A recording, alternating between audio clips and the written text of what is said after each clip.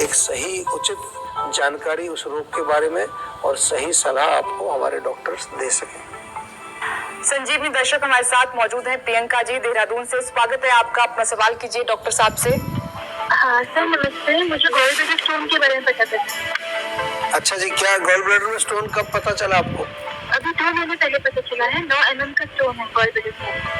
अच्छा, तो कुछ आपको दर्द वगैरह होता है, कोई सिम्टम्स होते हैं इसमें? दर्द कभी कभी होता है बट कंटिन्यू नहीं बना रहता है। देखिए, गॉल ब्लैडर का जो स्टोन होता है, खासतौर से साइज जो आपने बताया, तो हम इतना ही आपको पहले आयुर्वेद में कहते हैं कि हमारे यहाँ आयुर्वेद में जो चिकित्सा होती है, तो ऐसा नहीं है कि हम कोई लक्षण को देख रहे हैं उसके बाद फिर दवाई देंगे आपको। हम पहले कारण पर जाते हैं कि किस वजह से स्टोन आपको बन रहा है, क्योंकि अगर कारण हमने ठीक नहीं किया तो अगर आप स्टोन निकाल भी देंगे किसी तरह से, ऑपरेशन से कैसे भी, तो फिर दोबारा से बन सकता है। आजकल तो पूरा गॉल ब्लैडर ही निकाल देते हैं ऑपरेशन में। लेकिन वो क्या है, गॉल ब्लैडर का जो रोल है डाइजेशन में होता है, फिर इसके बाद इंडाइजेशन होता है, या फिर जो रूट कॉज पहले से मौजूद था वहाँ पर, चाहे वो पित्त था या कफ था या जो भी उसको हम जो एनालाइज करें, वो तो रहेगा शरीर में।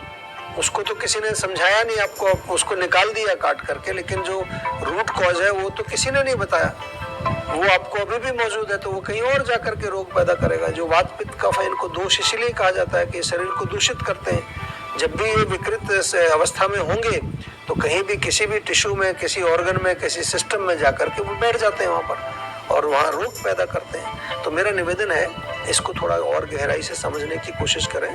बेशक चाहे उसका जो है अंत निर्णय अगर सर्जरी भी करानी होगी वो भी हमारे डॉक्टर बताते हैं। ऐसा नहीं कि हम कोई ज़बरदस्ती आपको कहेंगे कि नहीं, हम हमारे पास ये जादू की पुड़िया है, ये ले लो, इससे पथरी आपकी जो है बिल्कुल गल जाएगी। ऐसा नहीं, हम कोई काम नहीं करते जीवा में इस तरह का। हमारा काम सारा साइंटिफिक तरीके से होता है, लॉजिकल काम होता है, रेशनल काम होता है। तो एक बार हमारे डॉक्टर से थोड़ा विस्तार से बातचीत करो, क्योंकि केवल इतना जानकारी हमारे लिए काफ़ी नहीं, और भी ज़्यादा चीज़ें आपसे पूछनी पड़ेंगी।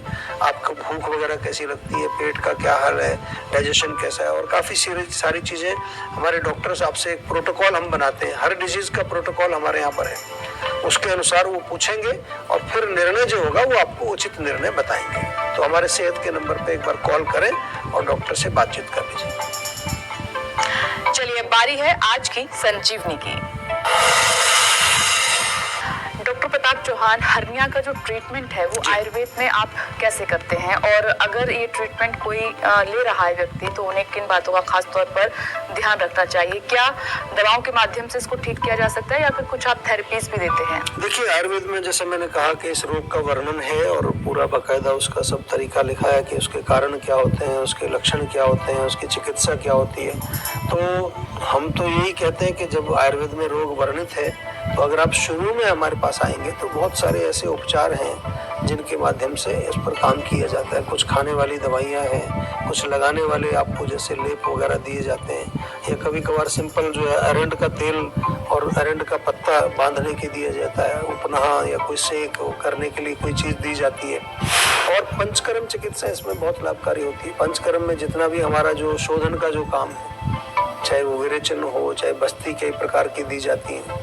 इसके अलावा जो है, क्योंकि हमने जैसा शुरू में आपको कहा कि आपको पेट का जरूर ध्यान रखना है, तो पेट साफ रखने के लिए आयुर्वेद में औषधियाँ इसकी दी जाती हैं। और कुछ विशेष प्रकार की चिकित्सा आयुर्वेद में लिखी है, जैसे अग्निकर्म किया जाता है। एक अग्निकर्म एक प्रॉपर प्रोसीजर है। दाह कर्म किया जाता है, कॉटराइजेशन जिसको आज की भाषा में कहते हैं। तो ये चीज़ें जो है ये भी आयुर्वेद में वर्णित है। लेकिन असली चीज़ क्या है कि असली आपको तभी अंदाज़ा लगता है जब पेशेंट सामने आता है।